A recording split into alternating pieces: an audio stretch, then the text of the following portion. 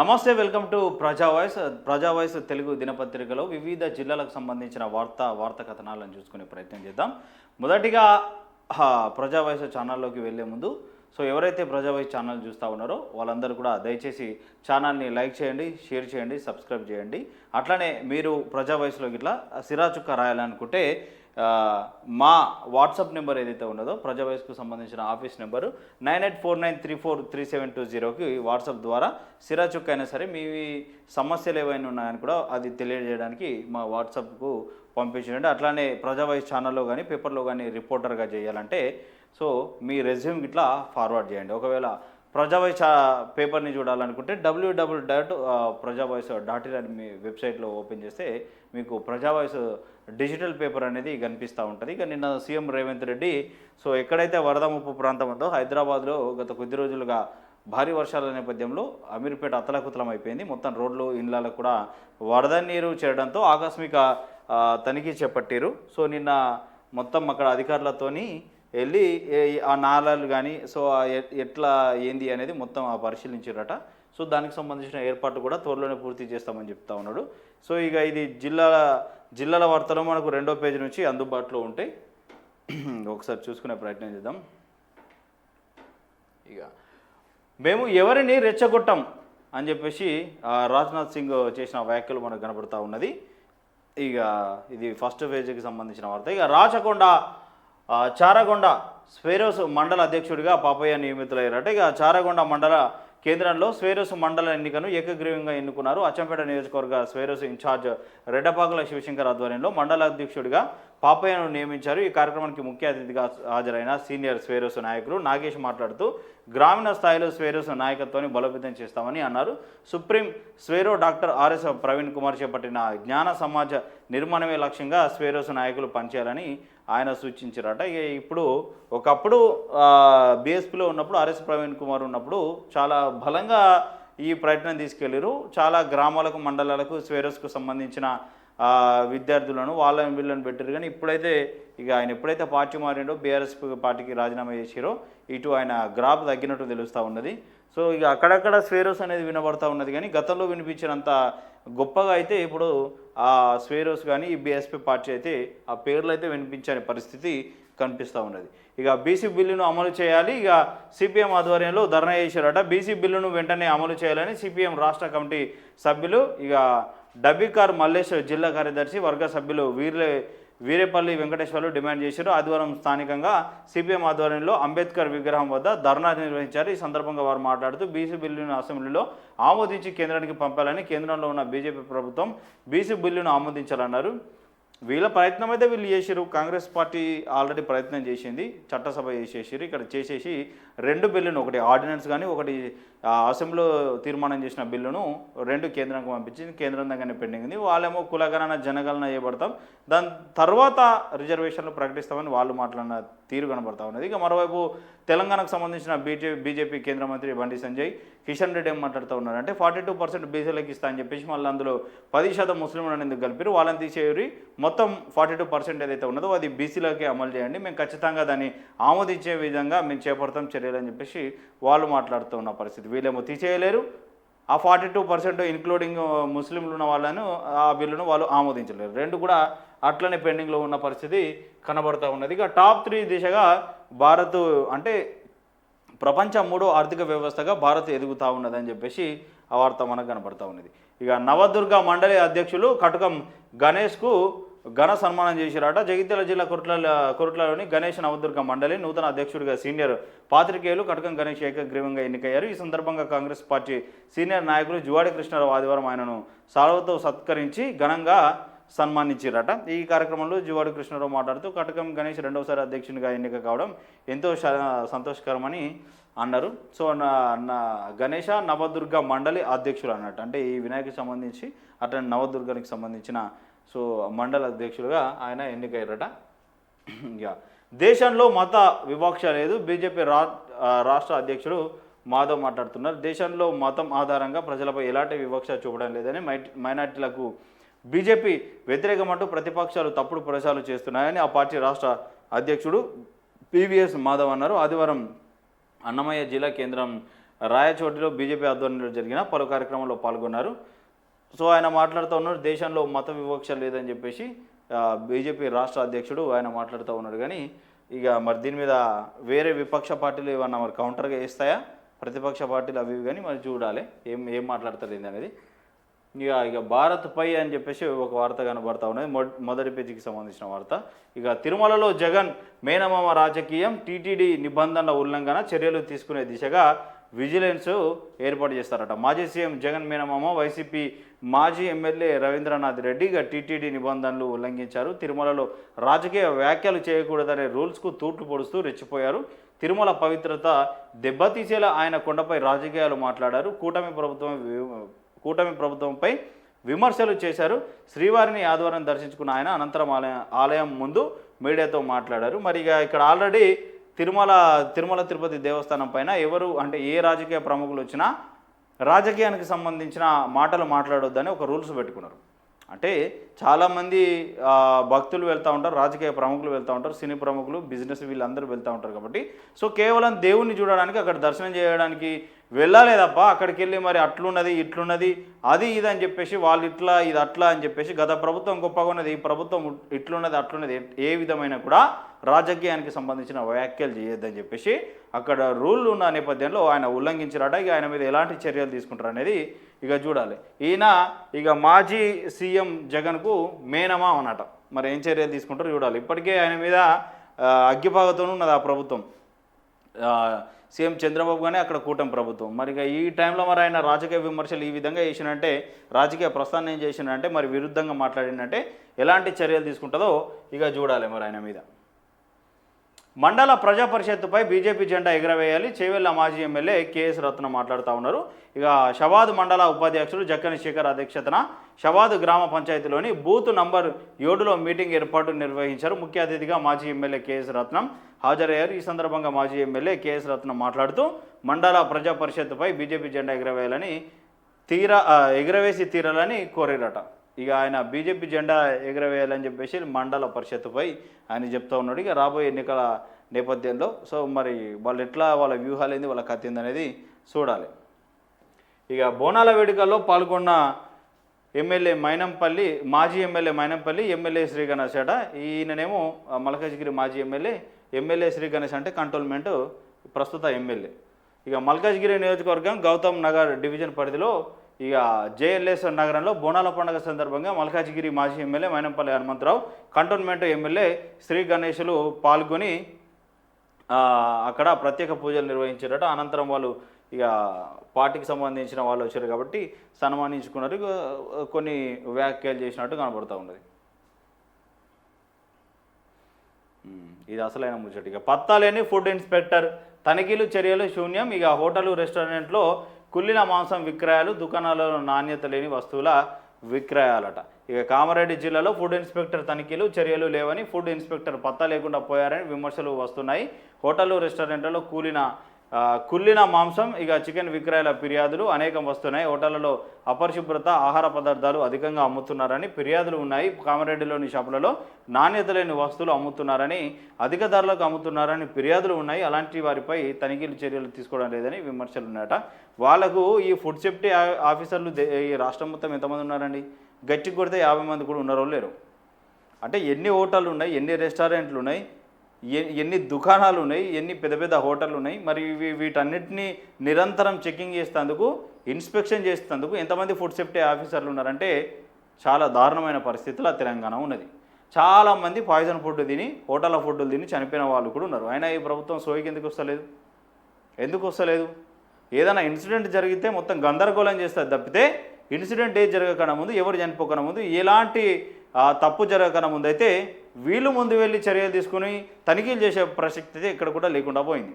వాళ్ళకి ఎక్కడైతే మామూలు అందాయో, ఎక్కడైతే ఎవరైతే చేతులు దడపరో అక్కడ మాత్రమే వాళ్ళ తనిఖీలు ఉంటాయని సుస్పష్టంగా మనకు అర్థమవుతూ ఉన్నది. ఇలా ఇంకా మాట్లాడుకోవడానికి ఏమున్నది? ఎక్కడ చూసినా నాణ్యత లేని వస్తువులే కనపడుతూ ఉన్నాయి. నీకు ఒరిజినల్ కల్తీ పక్కన పెడితే నువ్వు కన్ఫ్యూజ్ అయిపోతావు ఏది ఒరిజినల్ ఏది డూప్లికేట్ అనేది. అంత దారుణమైన మోసాలు జరుగుతూ ఉన్నాయి. ఇంట్లో తినే ఫుడ్ కాడికి వెళ్ళి, కూరలు వేసుకునే మసాలాల కాడికి వెళ్ళి ఆవాలు, జీలకర్ర, అల్లం వెల్లుల్లి పేస్ట్ కానీ ఇక కొనే కూరగాయలు కూడా కల్తీగా కలిపినాయి. ఇక మాంసం అంటావా అది కుక్కనా మేకనా అనేది కూడా తెలుసుకున్నట్టు కష్టం కలిపింది. ఈ ఏడున్నాయి తనిఖీలు ఏం గంగలు పోయినాయి. ఏమన్నా అంటే వీళ్ళేమో తిన్నారాయే, తినేదంతా పేద ప్రజలేనే బయట వీళ్ళేమో ఈ రాజకీయ నాయకులు బిజినెస్ మ్యాన్లు చిన్న హోటళ్ళు ఎందుకు తింటారని అందుకే వాడి మీద తనిఖీలు లేవు, మనులు పట్టించుకునే నాదు లేడు తెలంగాణను. ఇక బీసీ రిజర్వేషన్ డిక్లరేషన్పై బీజేపీ స్పష్టత ఇవ్వాలి. ఇక డిహెచ్పిఎస్ జిల్లా అధ్యక్షులు కొమ్ము భారత్ మాట్లాడుతూ ఉన్నారు. ఈ బీసీ డిక్లరేషన్ ఆర్డినెన్స్పై బీజేపీ పార్టీ పెద్దలు ఎవరైతే ఉన్నారో మరి ప్రధానమంత్రి నరేంద్ర మోదీ కానీ అమిత్ షా కానీ ఇక్కడ సంబంధించిన రాష్ట్రంలో ఉన్న కిషన్ రెడ్డి కానీ బండి సంజయ్ కానీ స్పష్టత ఇవ్వాలని చెప్తా ఉన్నారు. వాళ్ళు క్లియర్గా మాట్లాడుతూ ఉన్నారు కదా. ఇప్పుడు కామారెడ్డి డిక్లరేషన్ ప్రకారం కాంగ్రెస్ పార్టీ 42% బీసీలకు రిజర్వేషన్ ఇస్తానని మాట ఇచ్చింది. మరి బీసీలకు అన్నప్పుడు అందులో ముస్లింలు చేరుతామని ఎందుకు మాట్లాడలే? ఒకవేళ రాహుల్ గాంధీ ప్రధానమంత్రి అయిన తర్వాత బీసీ డిక్లరేషన్ అది కామారెడ్డి డిక్లరేషన్ ప్రకారం 42% ఇస్తారని అప్పుడు ఎందుకు మాట్లాడాలి? ఇప్పుడు వీళ్ళేం చెప్తా ఉన్నారు, బీసీల కోసం అని చెప్పేసి 42% అని చెప్పేసి మీరు తీసుకొచ్చిన ఆర్డినెన్స్ ఏదైతే ఉందో, చట్టసభ ఏదైతే ఉందో అందులో ముస్లింలను ఎందుకు కలిపారన్న వీళ్ళ క్వశ్చన్ చేస్తూ ఉన్నారు. వాళ్ళని తీసేయరు, మేము ఇమీడియట్లీగా 42% బీసీలకు పెట్టారు, మేము అమలు చేస్తామని వాళ్ళు మాట్లాడుతూ ఉన్నారు. ఇక ఏం చేస్తారు? ఇక వాళ్ళు ఇంకో పక్కనేమో జనగణన కులగణన చేస్తూ ఉన్నాం దేశవ్యాప్తంగా, సో దాని తర్వాత అంత చేద్దామన్నట్టు వాళ్ళు ఒక తిరిగా మాట్లాడుతూ ఉన్నారు. ఇక బయ్యారం మండల కేంద్రంలో తీజ్ నిమజ్జన కార్యక్రమం. ఇక బంజారుల బతుకమ్మే తీజ్ పెళ్లికాని గిరిజన యువతులు ప్రత్యేకమైన వేడుక. ఏటా శ్రావణ మాసంలో ఉత్సవాలు గిరిజనుల సంస్కృతిని ప్రతిబింబించే పండుగ. ప్రతి ఏటా ఆగస్టులో తెలంగాణలోని లంబాడీలు బంజారాల సంస్కృతి సంప్రదాయాలకు అద్దం పట్టే తీజ్ పండుగను ఘనంగా జరుపుకుంటారు. ఇక ఇదొక ప్రకృతి పండుగ, తొలకరి చినుకుల మధ్య జరిగే అపురూప పండుగగా తీజ్ను అభివర్ణిస్తారు. తీజ్ కాగా బంజారుల బతుకమ్మ పండుగగా తీజ్ను పిలుస్తారట.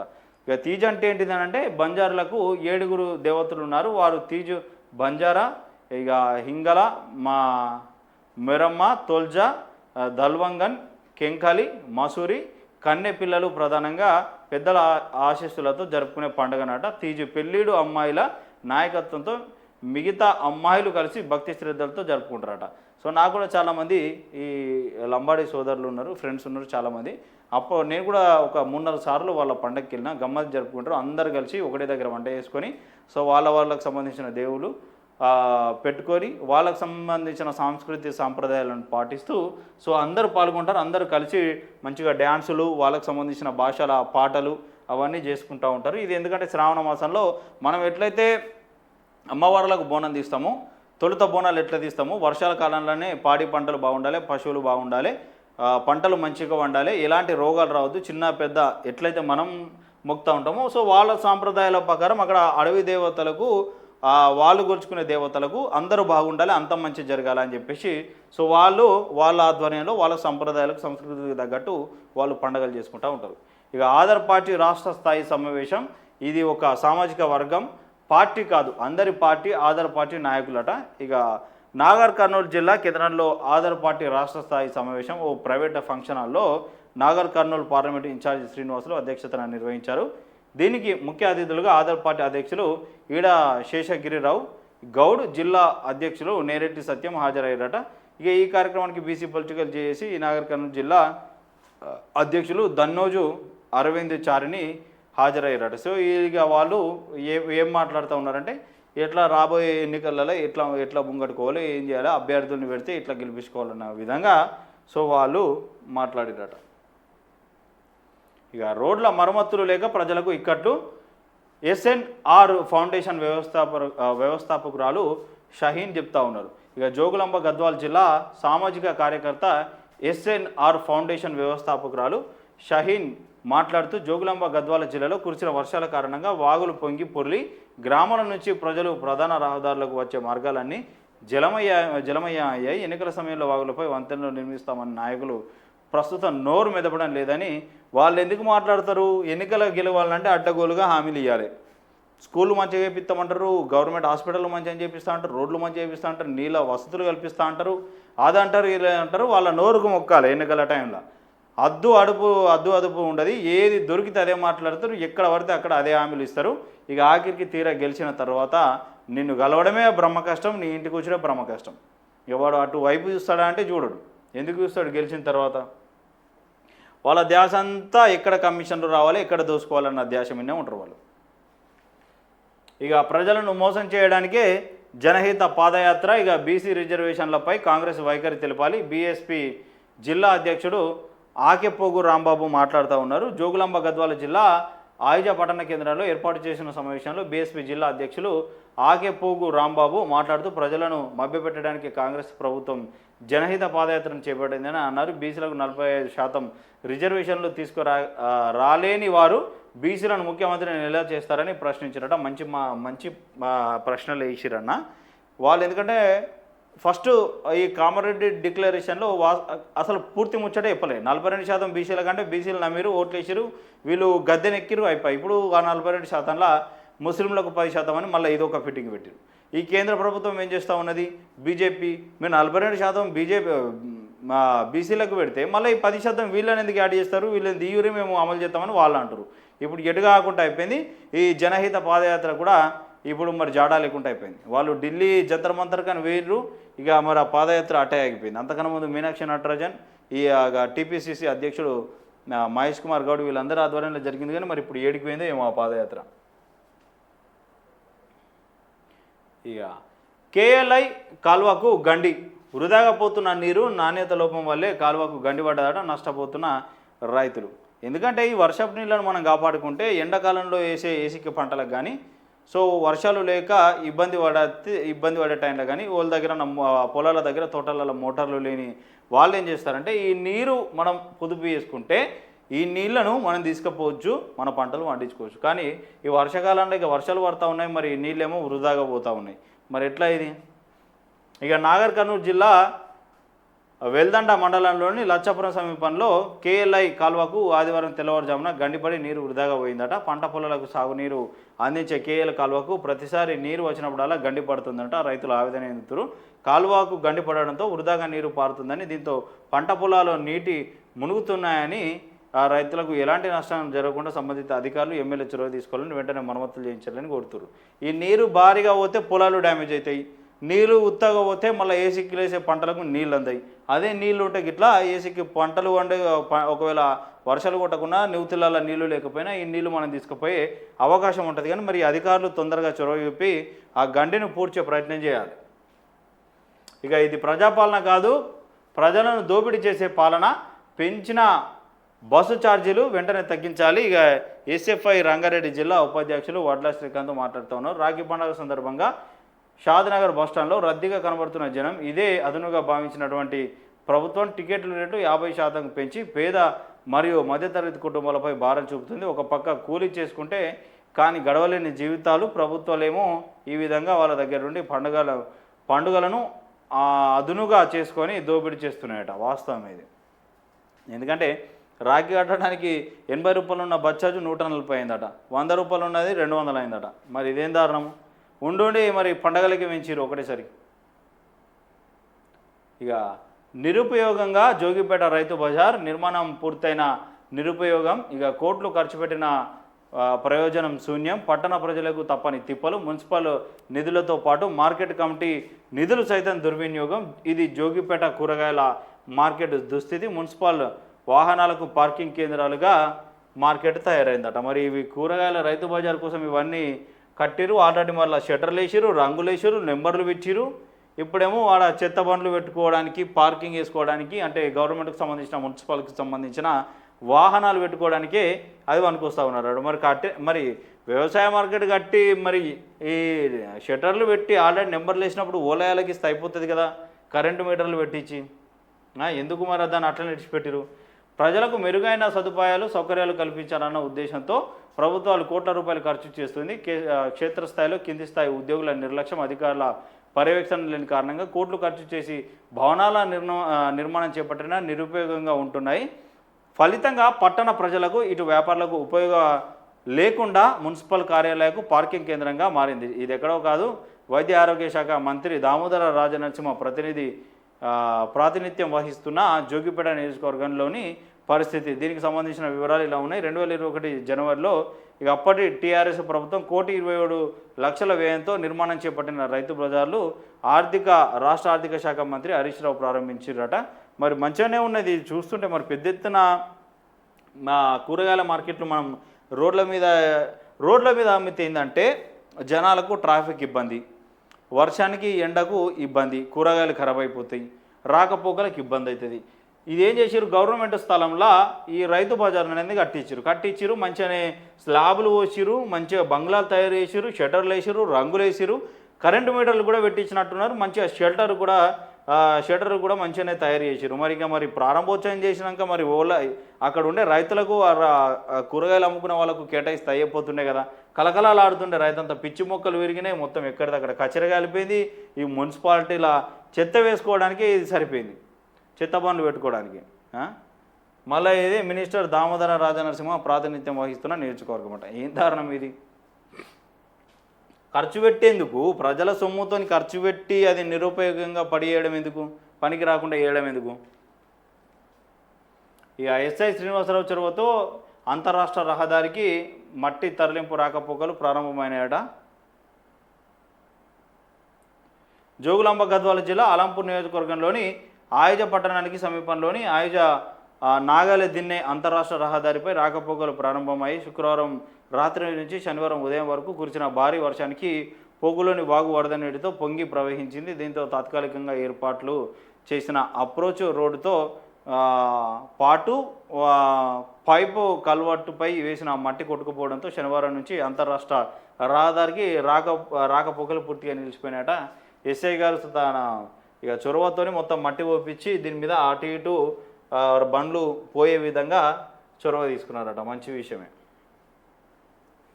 ఇంకా చేనేత కార్మికులందరికీ చేనేత భరోసా కల్పించాలి, నిల్వ ఉన్న వస్త్రాలను ప్రభుత్వం కొనుగోలు చేయాలి అని చెప్పేసి ఇక గంజి మురళీధర్రావు చెప్తా ఉన్నారు. వీళ్ళ ఆవేదన అంతా ఇంత కాదండి. మనం ఒకప్పుడు వీళ్ళని గొప్పగా చూసినాం, కానీ వీళ్ళ పరిస్థితి ఇప్పుడు చాలా దారుణంగా తయారైంది. మరి ప్రభుత్వాలు మారినాకన్నా వాళ్ళ బతుకులు మారుతాయనుకుంటే అట్లా కూడా లేదు. ఎలాంటి షరతులు లేకుండా జియోటాక్ కలిగిన చేనేత కార్మికులందరికీ చేనేత భరోసా కల్పించాలని చేనేత కార్మిక సంఘం రాష్ట్ర ప్రధాన కార్యదర్శి గంజి మురళీధర్ అన్నారు. ఆదివారం గట్టుపల్లి మండల కేంద్రంలో తెలంగాణ చేనేత కార్మిక సంఘం గట్టుప్ప మండల మహాసభలో వాళ్ళు మాట్లాడుతూ ఉన్నారట. ఎలాంటి షరతులు లేకుండా వాళ్ళ దగ్గర ఉన్న నిల్వ ఉంచిన ఈ చేనేతకు సంబంధించిన ఏవైతే ఉన్నాయో వస్త్రాలన్నీ కూడా కొనుగోలు చేయాలని, తీసుకోవాలని, ప్రభుత్వమే కొనాలని డిమాండ్ చేస్తూ ఉన్నారు. ఇది అసలు నిన్న సోషల్ మీడియాలో ఈ వీడియో తెగ వైరల్ అయింది. మన ఛానల్లో కూడా ఉన్నది, ఒకసారి చూపించే ప్రయత్నం చేద్దాం. ఇక సంగారెడ్డి జిల్లాలో దారుణం, అంబులెన్స్ వెళ్ళడానికి దారి లేక గర్భిణిని భుజాలపై మోసుకెళ్తున్న కుటుంబ సభ్యులు, మార్గం మధ్యలో ఆడబిడ్డకు జన్మనిచ్చిన మహిళ. సంగారెడ్డి జిల్లా నాగిల్ గిద్ద మండలం మున్యనాయక్ తండాలోకి అంబులెన్స్ వెళ్లేందుకు దారి లేక ఆశా వర్కర్ల సహాయంతో గర్భిణీ స్త్రీని 2 కిలోమీటర్ల వరకు భుజాలపై మోసుకెళ్లిన కుటుంబ సభ్యులు మార్గం మధ్యలోనే ఆడబిడ్డకు జన్మనివ్వగా అంబులెన్స్లో ఏరియా ఆసుపత్రికి తరలించిన కుటుంబ సభ్యులు తరలించారు. ఆశా వర్కర్లు తమ గ్రామానికి రోడ్డు వేయాలని ఎన్నిసార్లు డిమాండ్ చేసినా అధికారులు పట్టించుకోవడం లేదని ఆగ్రహం వ్యక్తం చేసింది. మనమేమో ప్రపంచంలో 3వ ఆర్థిక వ్యవస్థగా ఎదుగుతున్నాం, మన దగ్గర అంత టెక్నాలజీ ఉంది, మనం ఇంత పవర్ఫుల్, మన రాష్ట్రం ఇంత గొప్పగా అభివృద్ధి చెందింది, మా కేసీఆర్ ఇంత గొప్పగా 10 సంవత్సరాలు అభివృద్ధి చేశారు, మా కాంగ్రెస్ ప్రభుత్వం వచ్చిన తర్వాత మా సీఎం రేవంత్ రెడ్డి ఇంకా బ్రహ్మాండంగా అద్భుతంగా మన పల్లెల్ని పట్టణాలను అభివృద్ధి చేసిరు అని చెప్తా ఉన్నాం కదా. అభివృద్ధి అంతా ఏడ కనబడతా ఉన్నదో వీళ్ళకి ఒకసారి సమాధానం చెప్పాలి. ఒక బాలింతను భుజాలపైకి 2 కిలోమీటర్ల వరకు మోసుకెళ్ళారంటే ఇంతకంటే దారుణం ఎక్కడన్నా ఉంటుందా? ఇంతకంటే దౌర్భాగ్యం ఏడన్నా ఉంటుందా? బాలింతను 2 కిలోమీటర్లు భుజాల మీద మోసుకెళ్ళారట కుటుంబ సభ్యులు. అంబులెన్స్ పోవడానికి దారి లేదట. ఇక మరి ఎక్కడున్నాం మనం? ఏ ఆర్థిక వ్యవస్థలు ఉన్నాం? ఎలాంటి ప్రభుత్వంలో ఉన్నాం? ఏది మన అభివృద్ధి? ఇదా మన అభివృద్ధి? ఇప్పుడు ఒకవేళ ఈ పొంగనే మార్గం మధ్యలో తల్లికి బిడ్డకి ఏమన్నా అయితే ఎవడు బాధ్యత తీసుకోవాలి? మరి వాళ్ళు తెలంగాణలో లేరా, భారతదేశంలో లేరా? వాళ్ళకు సంబంధించి ఏమి డబ్బులు ప్రభుత్వానికి ఇస్తలేరా? వాళ్ళు ట్యాక్సులు ఇవన్నీ ఏం కడతలేరా? ఆశా వర్కర్లే డిమాండ్ చేశారట చాలాసార్లు. మరి అక్కడ ఆ నియోజకవర్గానికి ఉన్న ఎమ్మెల్యేకు సోయలేదా? వాళ్ళ నియోజకవర్గ ప్రజలు ఎంత ఇబ్బందులు పడుతూ ఉన్నారు? రోడ్డు ఉన్నాయా లేవా? ఒకవేళ పానప్రాయ స్థితిలో ఏదైనా కరెంటు షాకో పాము ఏదైనా కుడితే వాళ్ళ పరిస్థితులు ఏందండి? ఒక గర్భిణీనే భుజాల మీద 2 కిలోమీటర్ల వరకు మోసుకెళ్ళిరాట. ఇక మనమేమో గొప్పలు చెప్తూ ఉంటాం, మనం అంత గొప్పగా అయింది, మన రాష్ట్రం ఇంత గొప్పగా అయింది, మన దేశం ఇంత గొప్పగా అభివృద్ధి చెందింది, ఇక మన బాధలే లేవన్నట్టు చెప్తాం. కనీసం పోవడానికి అంబులెన్స్ పోవడానికి రోడ్డు కూడా దిక్కులేదు.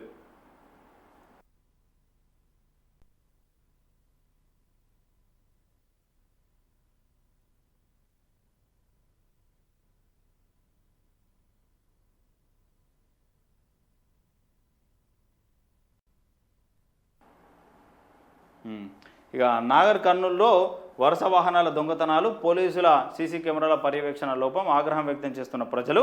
నాగర్ కర్నూలులో వరుస దొంగతనాలు జరుగుతున్నాయి. వారం రోజుల్లోనే 3 వాహనాలు అపహరణకు గురయ్యాయి. మొదట ఓ రాజకీయ నాయకుడి వాహనం చోరీ కాగా ఆ తర్వాత ప్రభుత్వ ఉద్యోగి వాహనం దొంగలించారు. తాజాగా నాగర్నూలు రోడ్డులో పసుపు రంగులో గల వాహనాన్ని దొంగలించినట్ట. ఈ బండి చూస్తే అపాచీ బండి లెక్క కనబడుతూ ఉన్నది. ఇక దొంగలు కలిసి వాడేమో బండి పట్టుకున్నాడు, వెనకకెళ్ళనేమో వీళ్ళు కాలు పెట్టి మనం పెట్రోల్ అయిపోతే ఎట్లా కదా బండిని సోపుతో బండిని ఎట్లా తీసుకెళ్తామో అట్లా తీసుకుపోతూ ఉన్నాడు. ఇక వీళ్ళ మొక్కలు అయితే క్లారిటీగా ఉన్నాయి. వీళ్ళు పట్టుకొని వీళ్ళు ఈ 3 బండ్లైనా ఇంకా గతంలో కూడా ఏమైనా దొంగతనాలు చేసిర్రు అనేది చూడాలి. మరి పోరగాను మంచిగానే ఉన్నారు, యువకులు లెక్కనే ఉన్నారు, ఈ చేతులు కాళ్ళు మంచిగానే కలిపిన ఏదన్నా పని చేసుకొని చేస్తేంది. ఇక భారత రాజ్యాంగ పరిరక్షణ ప్రతి పౌరుని ధ్యేయం, విశ్రాంత న్యాయమూర్తి జస్టిస్ బి చంద్రకుమార్ చెప్తా ఉన్నారు.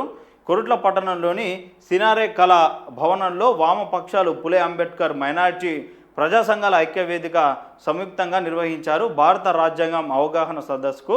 విశ్రాంత న్యాయమూర్తి జస్టిస్ బి చంద్రకుమార్ ముఖ్య అతిథిగా హాజరయ్యి ఈ సందర్భంగా జస్టిస్ చంద్రకుమార్ మాట్లాడుతూ దేశంలో 18 ఏళ్లు నిండిన ప్రతి పౌరుడు తమ ఓటు హక్కును బాధ్యతాయుతంగా వినియోగించుకోవాలని సూచించారు.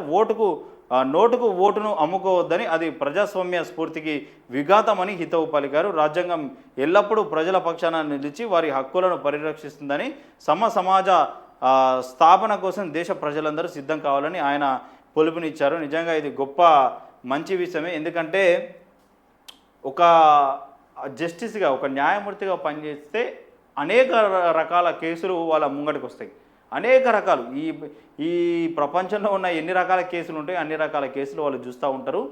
ఏ కేసు ఎటువైపు తిరుగుతూ ఉన్నది, రాజకీయ మలుపులు ఎట్లా తిరుగుతూ ఉంటాయి, సామాన్య ప్రజలకు న్యాయం ఎట్లా చేయాలి ఏంది అనేది అన్ని కోణాలలో వాళ్ళు ఆలోచిస్తూ ఉంటారు. కాబట్టి వాస్తవంగా సామాన్య పౌరుడు ఏం చేయాలి, సమాజాన్ని మంచిగా చూడాలంటే నీ ఓటు హక్కును ఎట్లా వినియోగించుకోవాలి. ఇవాళ నువ్వు నోటుకు ఓటేస్తే రేపటి నీ భవిష్యత్తు ఏంది, ఒకవేళ నువ్వు జస్ట్ నీకు ఒకవేళ అన్యాయం జరిగితే నువ్వు న్యాయస్థానం వరకు ఎట్లా వెళ్ళాలి, న్యాయస్థానంలో ఎట్లా కొట్లాడాలి, తర్వాత ముందుకు ఎట్లా వెళ్ళాలి, ఇవన్నిటి కూడా అవగాహన కల్పించాలి.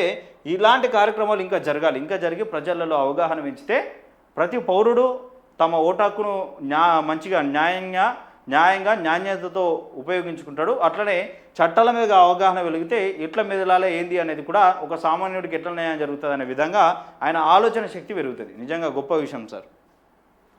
ఇంకా జిల్లా సింగిల్ విండోల ఉద్యోగుల నూతన కార్యవర్గం ఎన్నికైందట. కామారెడ్డి జిల్లా ప్రాథమిక రైతుల క్రెడిట్ సొసైటీ సింగిల్ విండో జిల్లా ఉద్యోగుల కార్యవర్గం కామారెడ్డి జిల్లా కేంద్రంలో ఆదివారం ఏకగ్రీవంగా ఎన్నుకున్నారు. దేవునిపల్లిలోని ఒక ప్రైవేటు కళ్యాణ మండపంలో ఈ కార్యవర్గంని ఎన్నుకున్నారట.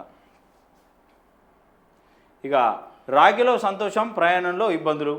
ఒకవైపు వర్షం, మరోవైపు అందుబాటులో లేని బస్సులు, టికెట్ కౌంటర్ వద్ద ప్రయాణికుల కుస్తీలు. ఈ పండుగ ఏమో కానీ పాపం చాలామంది ఇబ్బంది పడ్డారయ్యా.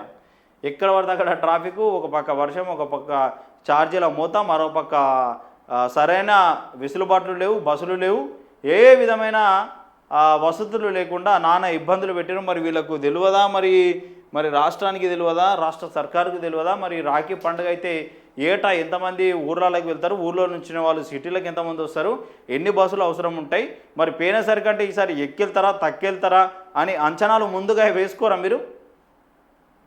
ఈ అంచనాలు ముందే వేసుకోరు కానీ టికెట్ల రేట్లు పెంచాలనేది మాత్రం ముందే వేసుకొని టికెట్ల రేట్లు పెంచేసిరు. అప్పటిదప్పుడు పెంచేసిరు.